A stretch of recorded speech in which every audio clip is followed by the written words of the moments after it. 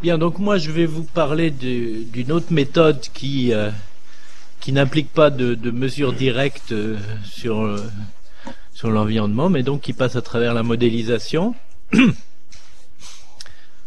Donc je rappelle les questions posées. Combien de temps nécessaire pour évaluer l'effet d'un changement agricole sur une pollution nitrique? Donc là maintenant c'est que l'azote et que les nitrates dont on va parler. Quel processus et quel facteur contrôle ces temps? Comment l'estimer, agir dessus? Et quel lien y a-t-il entre temps de réponse et capacité tampon? L'intérêt de la modélisation par rapport à ces questions, c'est qu'elle permet de réaliser ce qu'on appelle des expérimentations numériques ou virtuelles. C'est-à-dire que on peut virtuellement injecter des traceurs dans un bassin versant, sur tout un bassin versant. On peut faire varier les pratiques agricoles à volonté. Ça vous fait rêver, ça, hein? Et on peut suivre des effets sur des temps très longs.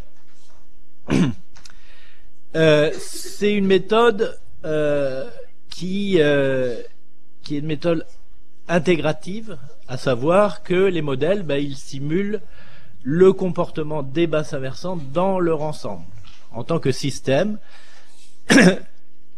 Et donc, on essaie par là de prendre en compte au maximum les processus les plus importants qui vont composer ce temps de réponse. Et puis, un troisième intérêt de la méthode, c'est que ça permet de valoriser un peu toute l'information disponible. C'est-à-dire, on peut utiliser les chroniques long terme, des données agricoles, on peut aussi utiliser les données d'hydrogéologie, les données sur les sols, etc., etc., soit pour alimenter le modèle, soit pour le conforter ou le tester. Donc là, je vais vous présenter, mais de façon extrêmement rapide, deux types de résultats avec deux types de modèles.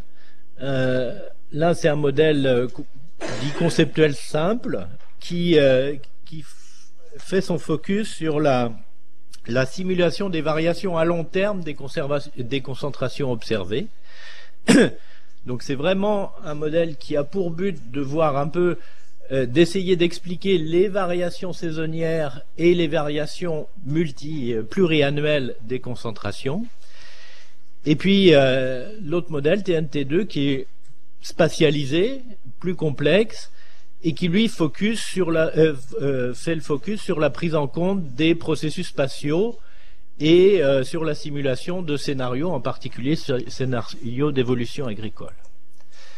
Alors le premier modèle, Etna, alors c'est un modèle qui fonctionne avec un premier réservoir qui est en fait un réservoir sol qui va calculer par la méthode du bilan sol, la méthode du bilan sur la base de données agricoles enregistrées, un excès d'azote, et cet excès d'azote, il va le router par effet piston à travers le sol avec un petit modèle très simple qui s'appelle le modèle de Burns. Et donc on va avoir à l'entrée dans les aquifères une quantité d'eau et une concentration en azote qui va varier au cours du temps. Et là, on va passer dans deux réservoirs. Alors là encore, il s'agit de deux réservoirs qui ne sont pas l'un au-dessus de l'autre, mais l'un à côté de l'autre. Donc des réservoirs qui sont purement théoriques, qui sont un réservoir qui est rapide, relativement rapide, c'est-à-dire que ce n'est pas les réservoirs du modèle Gardenia dont on vous a parlé tout à l'heure, c'est que là, on va s'intéresser uniquement au débit de base. Donc on ne va pas essayer de reconstituer les crues, on va reconstituer uniquement le débit de base. Donc quand on parle de modèle relativement rapide, c'est pas quelque chose avec des constantes de temps de quelques heures, quelques jours ou quelques semaines, c'est quand même un modèle avec des constantes de temps qui sont de plusieurs années. Et un modèle lent qui a donc plutôt des constantes de temps de l'ordre de la décennie, de plusieurs décennies. Et donc on va caler, donc c'est un modèle qui fonctionne sur une base de calage. Donc plus on a de données, plus on a une chronique longue, mieux ça marche, plus on est sûr des résultats. Et donc on va caler à la fois la taille de ces réservoirs, leur constante de temps et la proportion d'eau qui vient de l'un ou de l'autre des réservoirs. je vais vous montrer un seul résultat avec ce modèle, qui est donc le résultat obtenu sur un petit bassin versant du sud de Finistère, le bassin versant de Carrien, un tout petit bassin versant de 10 hectares. L'avantage de ce petit bassin versant, c'est que on connaît très bien l'historique des pratiques agricoles parcelle par parcelle sur ce bassin versant depuis maintenant une bonne vingtaine d'années, et on a eu accès à une reconstitution historique de ces pratiques sur la période précédente, qui est relativement réaliste et relativement proche de la réalité, puisqu'on a un peu accès à la mémoire des agriculteurs qui ont vécu là-bas.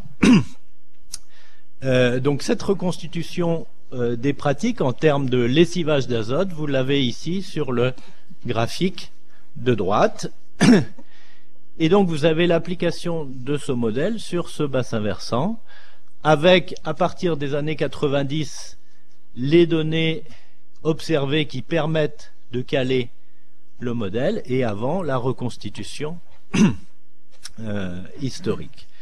Alors ce qui est intéressant avec ce modèle, c'est que c'est un modèle qui fonctionne avec une quantité de paramètres extrêmement limitée, hein. On a en gros 5-6 paramètres. On est capable, avec le même type de paramétrage du compartiment lent et du compartiment rapide, mais simplement en faisant varier la proportion entre les deux, on est capable de simuler différents bassins versants avec des dynamiques très différentes. Et puis vous voyez, en termes de reconstitution des concentrations, on est quand même pas mal. Donc le tout, donc tout se passe un peu comme si, à l'échelle pluriannuelle, les concentrations en nitrate résultaient du mélange entre une nappe relativement lente et une nappe relativement rapide, alors qu'on peut rapprocher avec tout ce qui vous a été dit tout à l'heure sur les altérites, sur la zone fissurée, etc., à ceci près que on n'a pas la prétention ici d'en faire une interprétation réaliste et mécaniste, hein. On dit simplement, voilà, le bassin versant, il a l'air de fonctionner comme ça, c'est cohérent avec les entrées agricoles. Et l'avantage aussi de ce modèle, un des intérêts de ce modèle, c'est de montrer que la question des variations cycliques de concentration, hein, vous savez tous, il y a des bassins versants où les concentrations montent en hiver, descendent en été, il y en a d'autres où ça c'est le contraire, certains où rien ne se voit de façon nette, et pendant longtemps on a interprété ça comme des différences de fonctionnement hydrologique bien particulier, et avec ce modèle on s'aperçoit que finalement on peut aussi expliquer ça simplement avec des évolutions différenciées des pratiques agricoles au cours du temps, hein. C'est-à-dire qu'on peut très bien sur un même bassin versant passer d'un système de cycle avec maxima en hiver à un système de cycle avec maxima en été, simplement en faisant varier au cours du temps les pratiques agricoles et les apports de nitrate à l'exutoire. Un point de contrôle de ça aussi avec des observations in situ. Donc ces modèles de nappe, un des points importants de leur fonctionnement, c'est que, comme Luc vous l'a évoqué tout à l'heure, ils présupposent qu'on a une partie de l'eau qui est relativement mobile et une partie de l'eau qui ne bouge pas, donc qui contient du nitrate, qui va échanger son nitrate avec l'eau mobile, mais qui va rester, elle, immobile. Et en fait, on s'aperçoit que ce type de fonctionnement, il y a plein d'arguments qui montrent que ça a l'air de marcher assez bien pour ce qui est donc de la zone en particulier altérée, où, par des observations de type évolution saisonnière des concentrations dans les piézomètres, on peut mettre en évidence qu'il y a effectivement des échanges au sein du sol, au sein de l'altérite, entre une porosité qui serait plutôt mobile, plutôt rapide, et puis une porosité plutôt lente. Ce qui explique effectivement des différences d'estimation des temps, suivant qu'on prend en compte des caractéristiques de porosité proprement dit, ou des caractéristiques plus dynamiques. Je ne vais pas détailler ça. Deuxième modèle, bon, que pas mal d'entre vous connaissent déjà. Donc là, un modèle qui finalement, sur le principe, n'est pas si différent que ça. C'est un modèle qui fonctionne lui aussi avec un réservoir de surface où le nitrate va aller progressivement de couche en couche et un réservoir profond. La différence, c'est que là, les pratiques agricoles sont simulées de façon continue. Le compartiment plante est aussi simulé, donc on fait varier la pousse des plantes en fonction des pratiques agricoles, en fonction du climat, etc. Et on a un réservoir de NAC qui est unique, simplifié, mais qui fonctionne un peu sur un modèle où plus on va en profondeur, plus c'est lent. Modèle simplifié de ce type-là.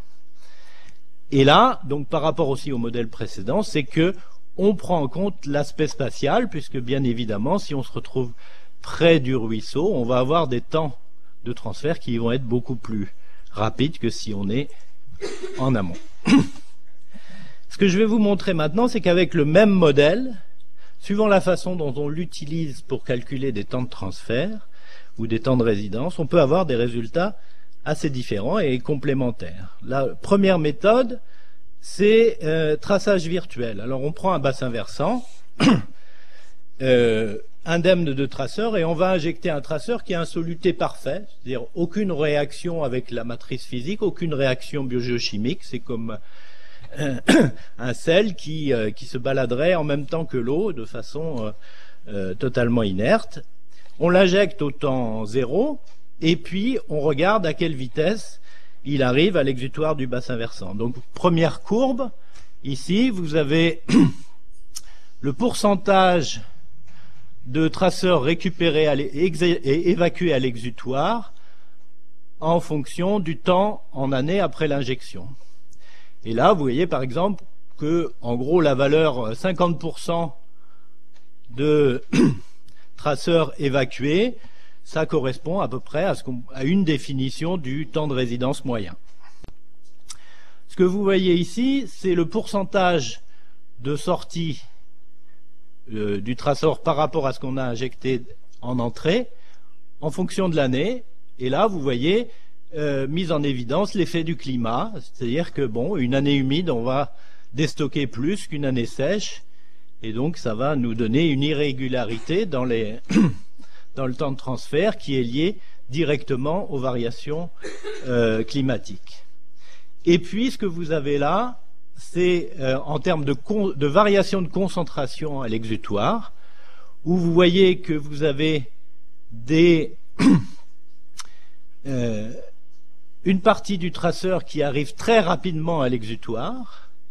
Vous avez dès le début, dès la première année, des concentrations en traceurs qui sont fortes au niveau de l'exutoire. Ça veut dire que vous avez une composante rapide, vous avez une certaine proportion des eaux qui va arriver dans l'année même au niveau de l'exutoire, et puis en queue de courbe, donc à très long terme, vous avez la contribution des eaux qui viennent de plus loin dans le bassin versant, de plus profond, qui vont arriver à ce moment-là. Deuxième type d'approche, le modèle fonctionne aussi par calage. On cale un certain nombre de paramètres, et en particulier, on cale des tailles de réservoirs, des porosités, des épaisseurs. Donc un peu l'équivalent de ce que vous a montré Bruno Mugin, mais qui étaient des choses mesurées. Là, on le fait par calage. Ça ne dispense pas d'ailleurs de comparer. On voit que dans certains cas, c'est cohérent, dans d'autres cas pas. Et à partir de ces paramètres calés, on peut recalculer, de façon théorique, des temps de résidence moyens. Donc on a fait ça pour un certain nombre de bassins versants en Bretagne, et vous voyez des temps de résidence moyens qui se baladent entre 3 ans et 16 ans. Donc assez cohérent avec ce que vous a montré Bruno Mugin tout à l'heure.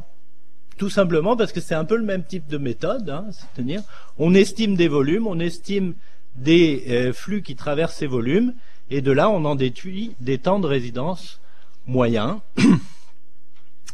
Mais bon, là encore, il s'agit d'une moyenne, maintenant vous commencez à le savoir, il faut aussi prendre en compte la distribution des transferts pour avoir vraiment une idée de la réponse des bassins versants. Et ça, c'est la troisième méthode. Alors là, il y a une animation. Non, pardon.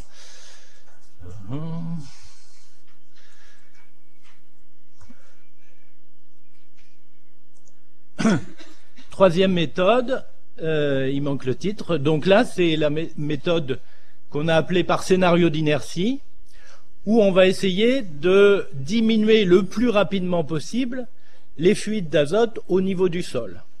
Alors, dans le modèle, on n'a pas choisi de mettre artificiellement à la base du sol les concentrations à zéro, un peu comme l'expérimentation virtuelle que vous a montré Luc au début. Là, on se dit, ben, on change radicalement l'occupation du sol du bassin versant de façon à avoir un couvert végétal qui pompe au maximum l'azote qui est présent et on n'en apporte plus. Alors ça, c'est obtenu en mettant un couvert permanent qui absorbe beaucoup d'azote et dont on en exporte la récolte tous les ans, donc c'est complètement virtuel, mais ça permet d'avoir la vitesse maximum de diminution du lessivage dans le sol en prenant quand même en compte l'inertie de la matière organique du sol qui va des apports précédents, ce que je vous ai montré au début. Et donc avec ça, on peut là aussi regarder l'allure des courbes de concentration au cours du temps. Donc là, je vous ai montré deux bassins versants où à partir de ces courbes, on peut regarder à quel moment on a diminué de moitié les concentrations, donc temps moyen de résidence. Là, on obtient pour ces deux bassins 7 ans et 5 ans. Tout à l'heure, on était à 6 ans en temps moyen de résidence calculé à partir des paramètres, donc c'est assez cohérent. Mais ce que vous voyez, c'est des courbes qui sont d'allure extrêmement différentes dans les deux cas, avec un temps d'équilibration pour le peu qu'on serait capable de le calculer, qui dans un cas est atteint à peu près de façon claire au bout d'une dizaine d'années, alors que dans l'autre, au bout de 15 ans, on n'est toujours pas à l'équilibre. Et donc là encore, c'est exactement l'illustration de ce que vous a montré Luc au début. On a un bassin versant dans lequel on a probablement une composante lente relativement importante et une composante rapide relativement faible, alors que dans ce cas-là, c'est plutôt unimodal avec une composante qui a un temps de résidence autour de 5 ans. Oui, j'ai quasiment fini. Donc là, je vous ai remis la même chose, avec cette fois le même type de tableau. Là, je vous ai pas mis le nom du bassin.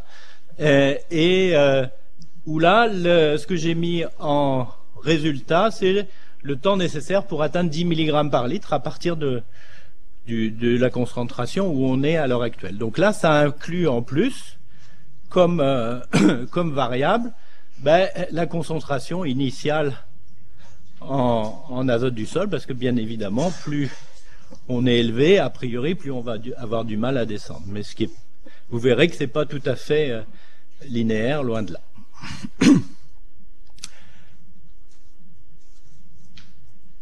Très rapide réflexion sur le temps de réaction. Là, vous avez simulation de scénarios avec un scénario très différent et deux scénarios qui sont relativement proches. Là, on voit que dans un cas, le temps de réaction, on va pouvoir l'identifier clairement, et dans l'autre cas, sans modèle, on serait incapable de déterminer le temps de réaction. Donc il est bien évident que le temps de réaction, ça va complètement dépendre de l'ampleur des variations qu'on va produire au niveau des entrées. Conclusion,